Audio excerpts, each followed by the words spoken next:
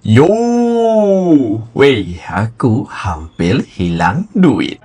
Aku dapat satu email sebenarnya. Dalam email tu, dia cakap lah yang aku ni sebenarnya layak untuk dapat balik bayaran cukai. Aku pun buka lah email tu kan. Bila aku buka email tu, dia bagi satu link tau. Bila aku tekan, dia terus bawa aku ke satu website yang nampak macam website rasmi perbankan. Tapi aku rasa macam pelik juga. Tapi tak apa, aku continue.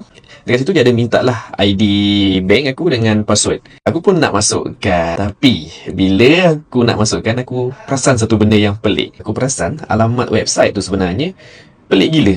Dia punya URL tu nampak pelik gila dan aku rasa macam was-was kat situ. Aku pun check lah dekat satu account ni, iaitu jangan kena scam official. Aku check kat situ dan rupa-rupanya memang sebiji. Ramai sebenarnya dah kena scam dengan taktik diorang ni. Kalau aku tak check, aku rasa memang akulah mangsa seterusnya yang kena scam. Tolong semak betul-betul dulu. Tolong check betul-betul dulu. Kalau tiba dia memang minta details pasal perbankan kita tu, itu memang 99%-nya memang scam, okay?